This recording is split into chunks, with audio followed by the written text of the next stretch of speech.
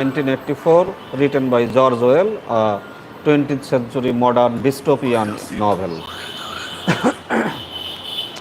And we are going to read chapter 3 of this novel and part 3 of this chapter 3. We will just read the novel. We will try to feel the taste of the novel, and we will try to feel how much modern the language used here. The dialogue, I'd like to repeat, remind you that O'Brien is the police officer and Winston is the criminal under the remand of O'Brien. The dialogue is going on between O'Brien and the criminal or the arrested person, Winston. This is the chapter 3 of this novel, 1984. There are 3 stages in your reintegration, said O'Brien. Again, I would like to repeat, O'Brien is the police officer. There is learning, there is understanding, and there is acceptance. It is time for you to enter upon the second stage. As always, Winston was lying flat on his back, like this. He was lying flat on his back. But of late his bonds were looser. They still held him to the bed, but he could move his knees a little and could turn his head from side to side and raise his arms from elbow. The dial also had grown to be less of a terror. He could evade its fangs if he was quick-witted enough. It was chiefly when he showed stupidity that O'Brien pulled the lever. Sometimes they got through a whole session without the use of the dial. He could not remember how many sessions there had been. The whole process seemed to stretch over a long, indefinite time, weeks possibly, and the intervals between the sessions might sometimes have been days, sometimes only an hour or 2. As you lie there, said O'Brien, you have often wondered, you have even asked me, why the Ministry of Love should expend so much time and trouble on you. And when you were free, you were puzzled by what was essentially the same question. You could grasp the mechanics of the society you lived in, but not its underlying motives. I do not understand. Do you remember writing in your diary? I understand how. I do not understand why. It was when you thought about why that you doubted your own sanity. You have read the book, Goldstein's book, or parts of it at least. Did it tell you anything that you did not know already? You have read it, said Winston. I wrote it, that is to say. I collaborated in writing it. No book is produced individually, as you know. Is it true what it says? A description, yes. The program it sets forth is nonsense. The secret accumulation of knowledge, a gradual spread of enlightenment, ultimately a proletarian rebellion, the overthrow of the party. You foresaw yourself that was what it would say. It is all nonsense. The proletarians will never revolt, not in 1,000 years or 1,000,000. They cannot. I do not have to tell you the reason. You know it already. If you have ever cherished any dreams of violent insurrection, you must abandon them. There is no way in which the party can be overthrown. The rule of the party is forever. Make that the starting point of your thoughts. He came closer to bed. Forever, he repeated. And now let us get back to the question of how and why. You understand well enough how the party maintains itself in power. You understand well enough how the party maintains itself in power. Now tell me why we cling to power. Why we cling to power. What is our motive? Why should we want power? Go on, speak, he added as Winston remained silent.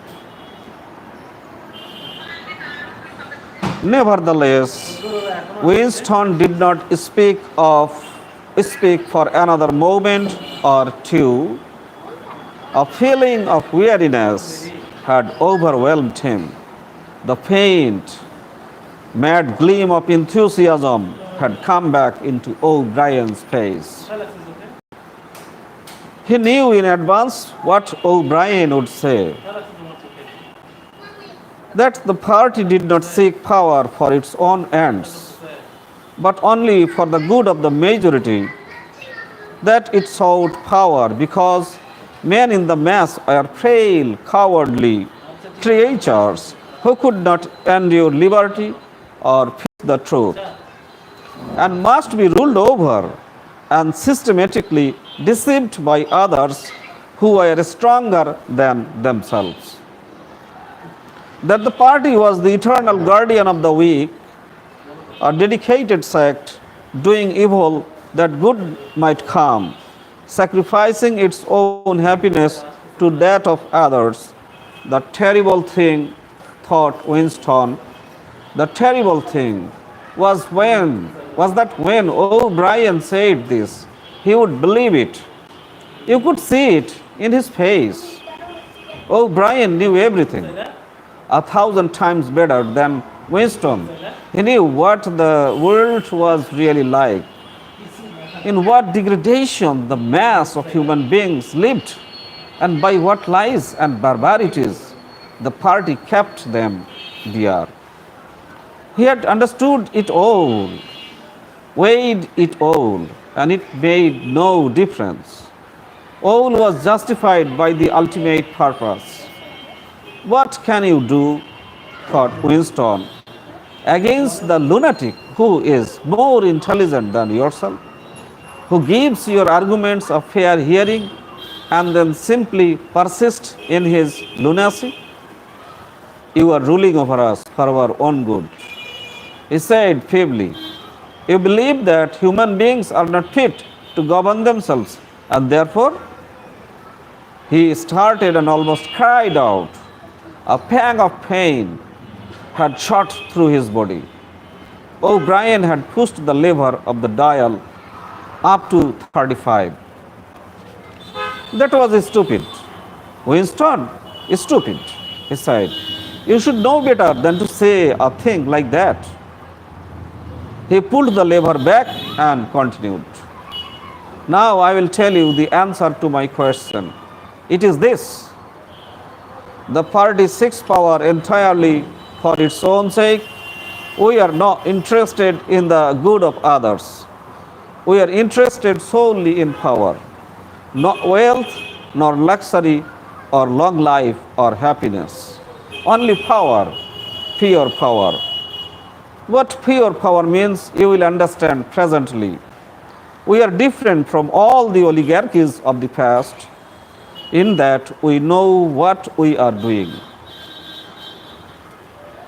All the others, even those who resembled ourselves, were cowards and hypocrites. The German Nazis and the Russian communists came very close to us in their motives, in their methods, but they never had the courage to recognize their own motives. They pretended, perhaps they even believed, that they had seized power unwillingly and for a limited time, and that just round the corner there lay a paradise where human beings would be free and equal. We are not like that. We know that no one even seizes power without the intention of relinquishing it. Power is not a means, it is an end. One does not establish a dictatorship in order to safeguard a revolution. One makes the revolution in order to establish the dictatorship. The object of persecution is persecution. The object of torture is torture. The object of power is power. Now, do you begin to understand me? Winston was struck, as he had been struck before, by the tiredness of O'Brien's face. It was strong and fleshy and brutal. It was full of intelligence and a sort of control of his. He felt himself helpless, but it was tired. There were pouches under the eyes. The skin sagged from the cheekbones. O'Brien leaned over him, deliberately bringing the own face nearer. You are thinking, he said. You are thinking that my face is old and tired. You are thinking that I talk of power, and yet I am not even able to prevent the decay of my own body. Can you not understand, Winston, that the individual is only a cell? The weariness of the cell is the vigor of the organism. Do you die when you cut your fingernails? He turned away from the bed and began strolling up and down again, one hand in his pocket. We are the priest of power, he said. God is power. But at present, power is only a word so far as you are concerned. It is time for you to gather some idea of what power means. The first thing you must realize is that power is collective. The individual only has power in so far as he ceases to be an individual. You know the party slogan, freedom is slavery? Has it ever occurred to you that it is reversible? Slavery is freedom. Alone, free, the human being is always defeated. It must be so, because every human being is doomed to die, which is the greatest of all failures. But if he can make complete, utter submission, if he can escape from his identity, if he can merge himself in the party so that he is the party, then he is all powerful and immortal.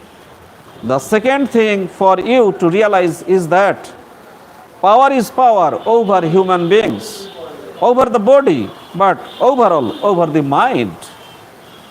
Power over matter, external reality, as you would call it, is not important. Already our control over matter is absolute.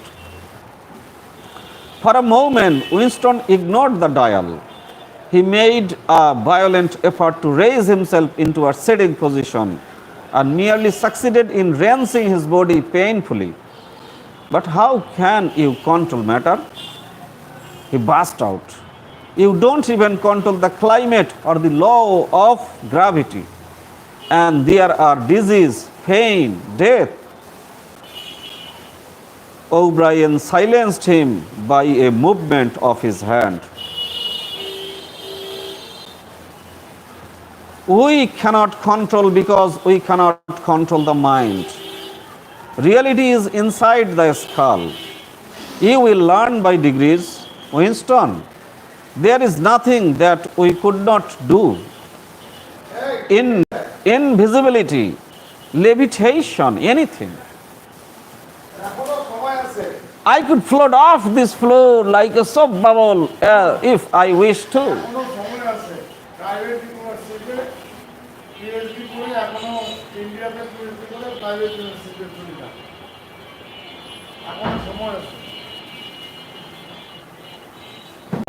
কি হয় না দেখি হ্যাঁ I could float off this floor like a soap bubble if I wish to. I do not wish to because the party does not wish it. You must get rid of those 19th century ideas about the laws of nature. We make the laws of nature. But you do not. You are not even masters of this planet. What about Eurasia? What about Eastasia?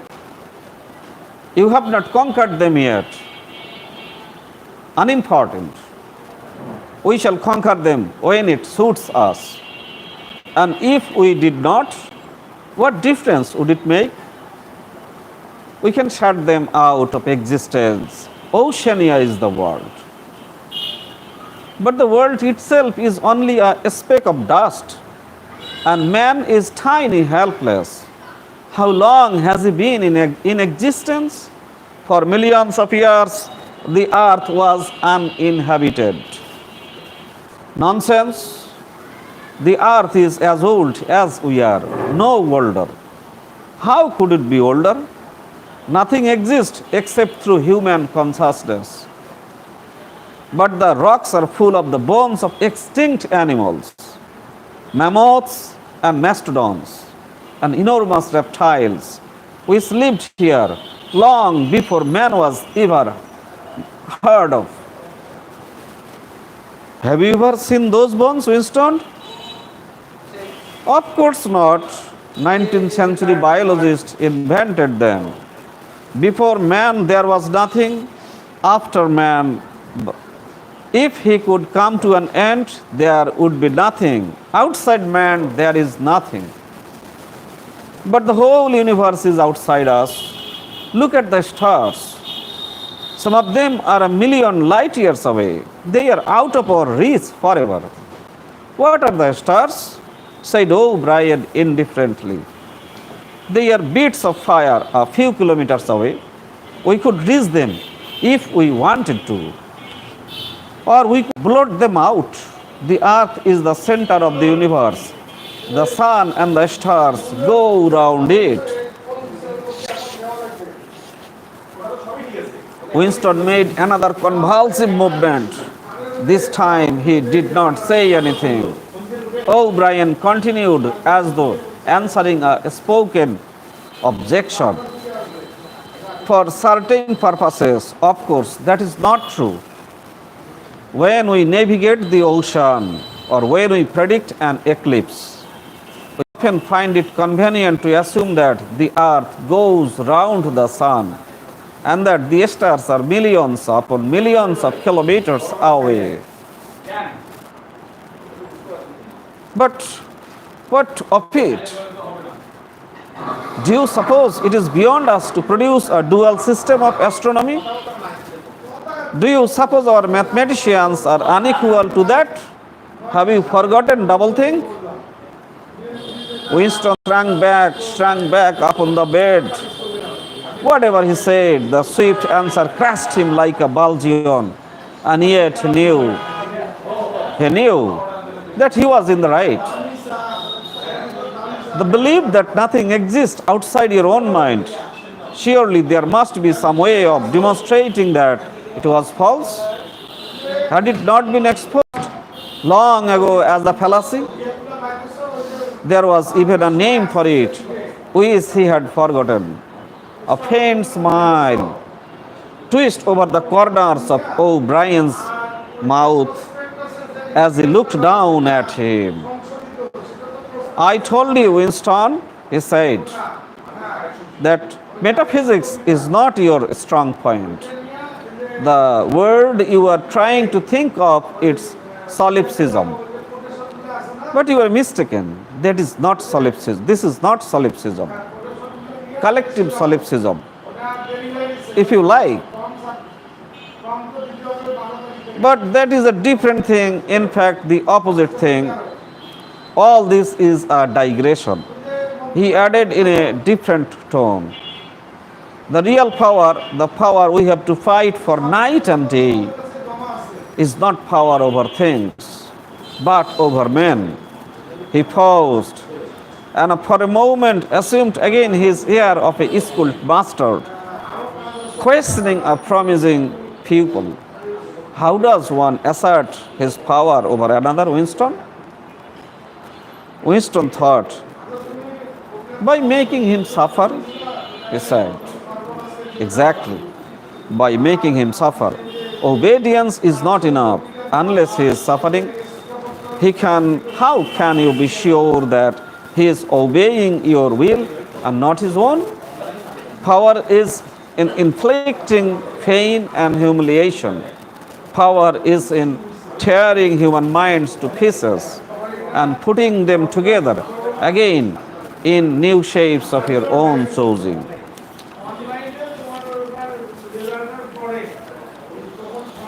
Do you begin to see then what kind of world we are creating? It is the exact opposite of the stupid hedonistic utopias that the old reformers imagined. A world of fear and treachery and torment. A world of trampling and being trampled upon. A world which will grow not less but more merciless as it refines itself. Progress in our world will be progress towards more pain. The old civilizations claimed that they were founded on love or justice.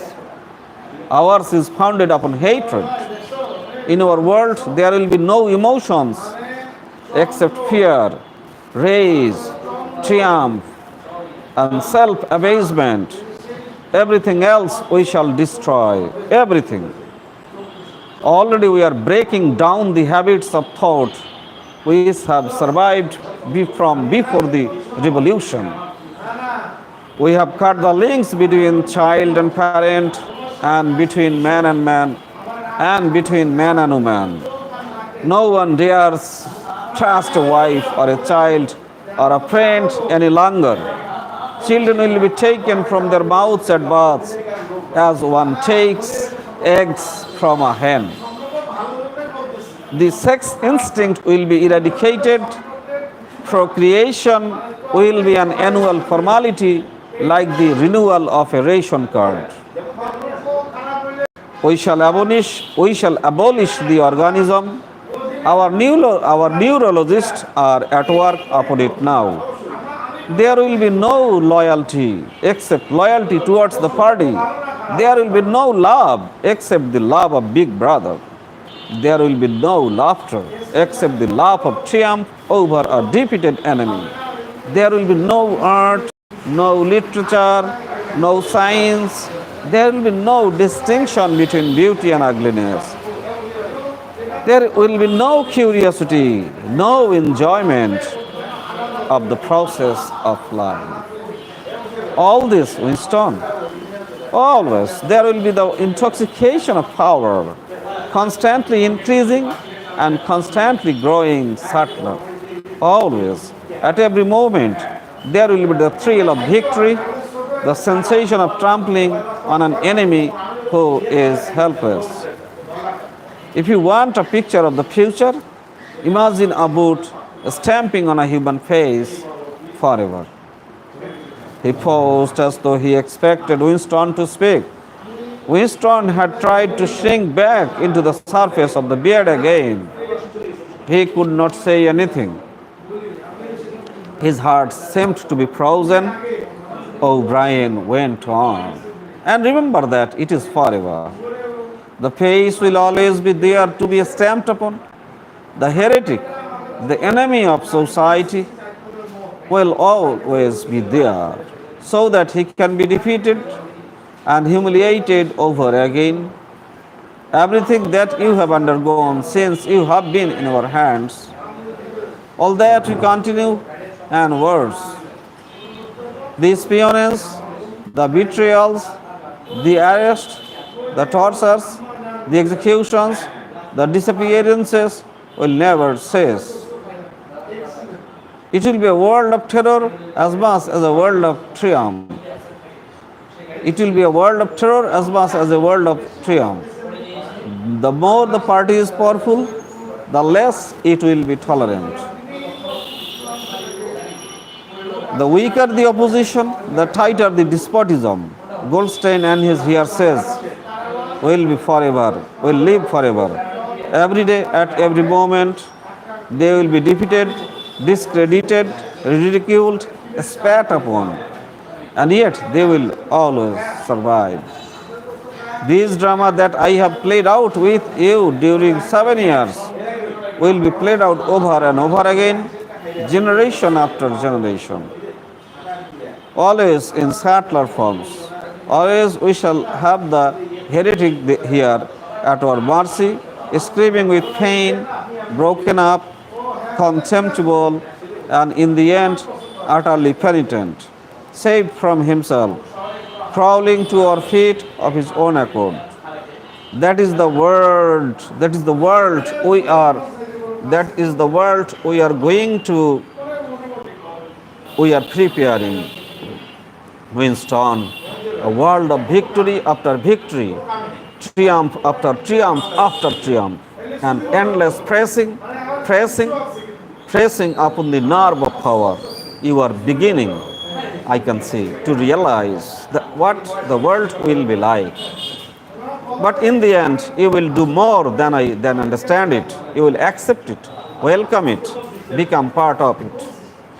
Winston had recovered himself sufficiently to speak. You can't, he said weakly.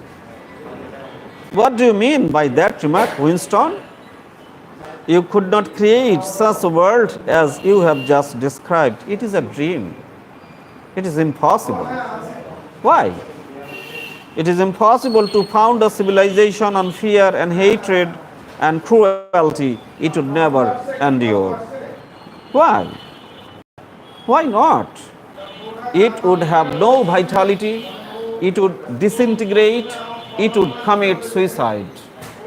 Nonsense. You are under the impression that hatred is more exhausting than love. Why should it be? And if it were, but what difference would that make? Suppose that we choose to wear ourselves out faster. Suppose that we quicken the tempo of human life till men are senile at 30. Still, what difference would it make? Can you not understand that death of the individual is not death? The party is immortal. As usual, the boys had battered Winston into helplessness. Moreover, he was in dread that if he persisted in his disagreement, O'Brien would twist the dial again. And yet he could not keep silent, feebly, without arguments, with nothing to support him except his inarticulate horror of what O'Brien had said. He returned to the attack. I don't know. I don't care. Somehow you will fail. Something will defeat you. Life will defeat you. We control life. Winston, at all levels, at all its levels. You are imagining that there is something called human nature which will be outraged by what we do and will turn against us. But we create human nature. Men are infinitely malleable.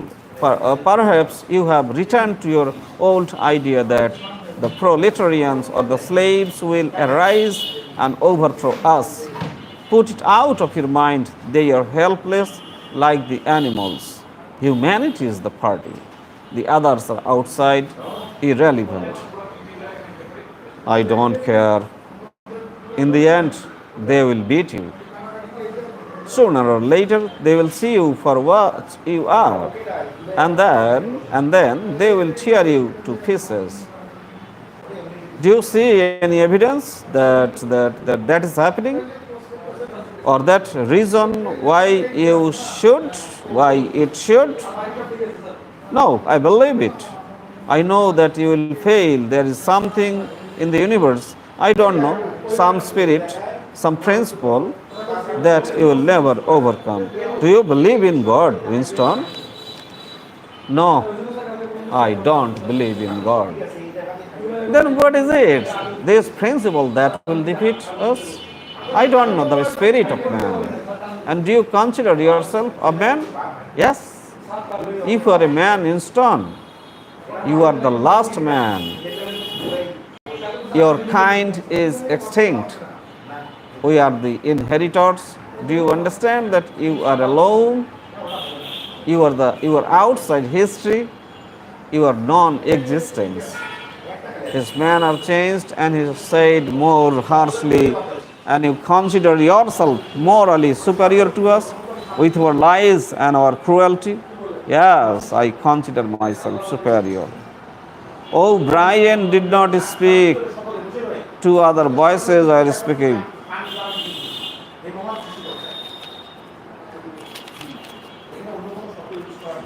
Two other voices were speaking. After a moment, Winston recognized one of them as his own. It was a soundtrack of the conversation he had had with O'Brien on the night when he had enrolled himself in the Brotherhood.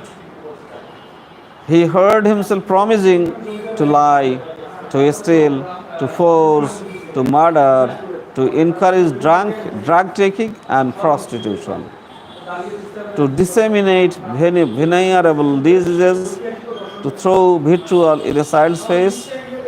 O'Brien made a small impatient gesture, as though to say that the demonstration was hardly is worth making. Then he turned a twist and the voices stopped. Get up from that bed, he said. The bonds are loosened themselves. Winston lowered himself to the floor and stood up again. He stood up again unsteadily. The bonds had loosened themselves. Winston lowered himself to the floor and stood up unsteadily. You are the last man, said O'Brien. You are the guardian of the human spirit. You shall see yourself as you are free. Take off your clothes.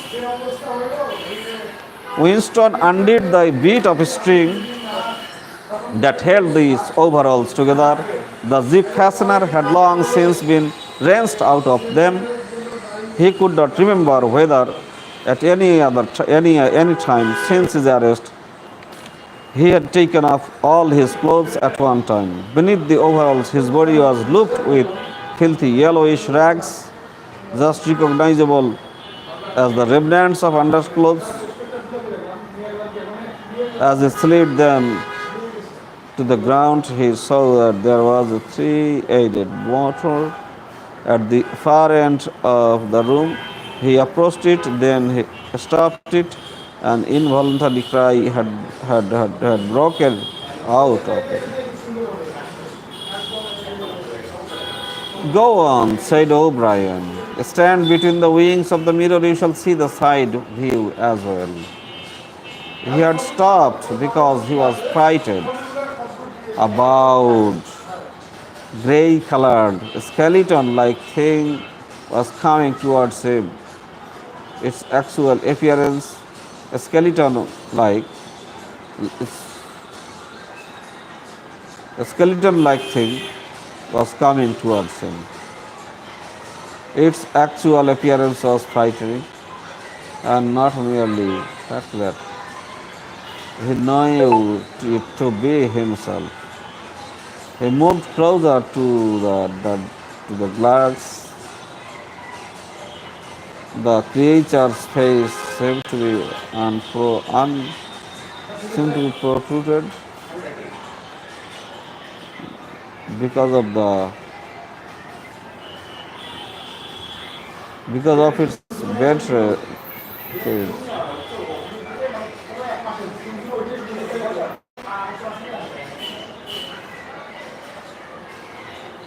A forlorn jailbird's face with a knobby forehead running back into a bold skull, crooked nose,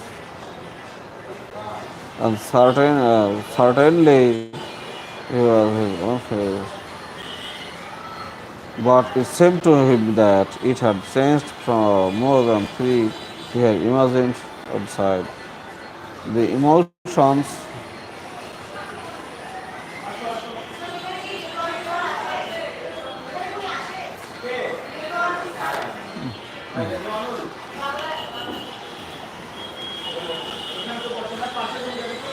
A forlorn jailbird's face with a knobby forehead running back into a bold scalp, a crooked nose, and battered looking cheekbones above, what, which his eyes were. Uh,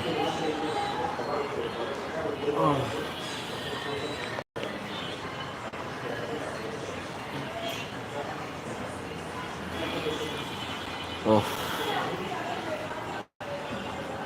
His eyes were fierce and watchful. The cheeks were seamed. The mouth had a drawn-in look. Certainly it was his own face, but it seemed to him that it had changed more than he had changed inside. The emotions it registered, the emotions it registered would be different from the ones he felt. He had gone partially bald. For the first moment he had thought that he had gone grey as well, but it was only the scalp that was grey, except for his hands and a circle of his hands. His body was grey all over with ancient, imagined dirt, although here and there,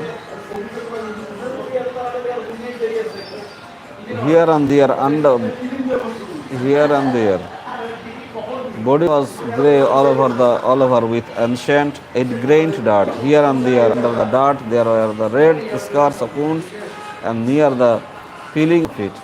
But the truly frightening thing was the emancipation of his body. The barrel of the ribs was as now as that of a skeleton. He saw now what O'Brien had meant about seeing the side view.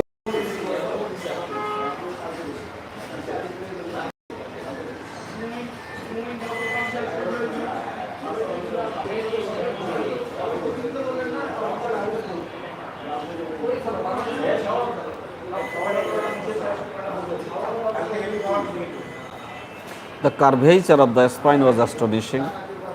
The thin shoulders were hunched forward so as to make a cavity of the chest. The scraggy neck seemed to be bending double under the weight of the skull. At a guess, he would have said that it was the body of a man of 60 suffering from malignant disease. So, we will make another video on malignant disease in the later. Shadow of Orion. The professor of a member of the inner party in shock. However, the inner party looks old and old. What do you think of a fear of your own face? He seized Winston's shoulder and spun him round so that he was facing it. Look at the condition you are in, she said. Look, all this filthy grip for your body. It looked down at the dirt between your toes. Look at that disgusting running sore on your leg. Do you know that you stink like a goat? Probably you have ceased to notice it. Look at your emaciation. Do you see? I could snap your neck like a carrot. Do you know that you have lost 25 kilograms since you have been in our hands? Even your hair is coming in hands.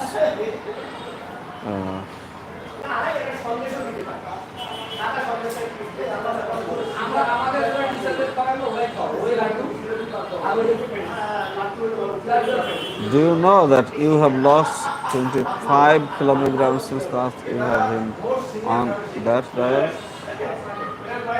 On that diets?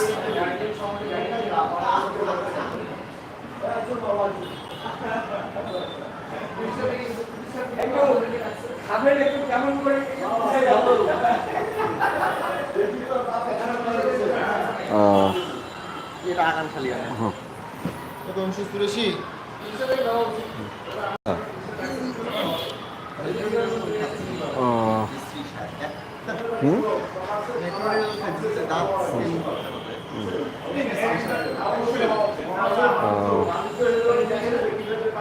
you see? Look at the emaciation. Do you see? I can make my thumb and forefinger meet round your bicep. I could snap your neck like a carrot. Do you know that?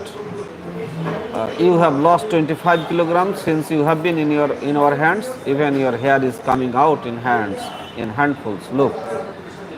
He plucked at Winston's head and brought away a tuft of hair. Open your mouth. 9, 10, 11 teeth left. How many had you when you came to us? And the few you have left are dropping out of your head. Look there. He seized one of Winston's remaining front teeth between his powerful thumb and finger. Twinges of pain shot through the Winston's jaw. O'Brien has wrenched those loose teeth out by the two roots. He tossed it across the cell. You are rotting away, he said. You are falling to pieces. What are you? A bag of filth. Now turn round and look into that mirror again. Do you see that thing facing you? That is the last man. If you are human, that is humanity.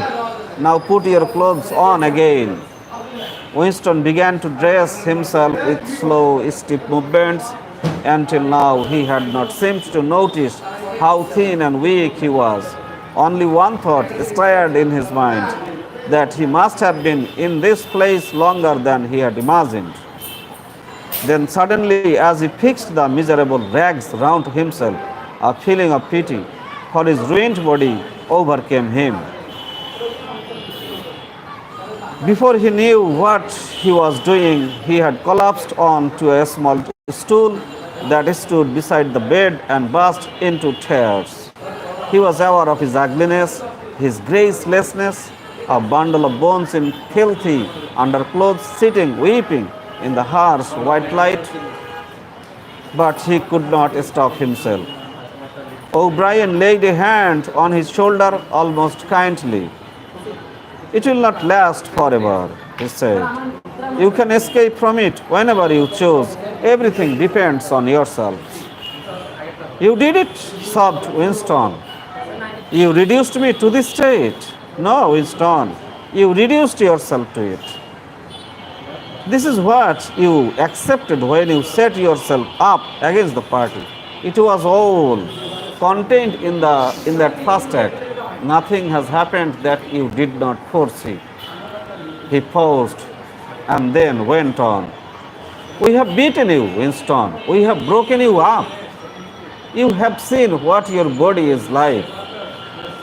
Your mind is in the same state. I do not think there can be much pride left in you. You have been kicked and flogged and insulted. You have screamed with pain. You have rolled on the floor in your own blood and vomit. You have whimpered for mercy. You have betrayed everybody and everything. Can you think of a single degradation that has not happened to you? Winston had stopped weeping, though the tears were still oozing out of his eyes.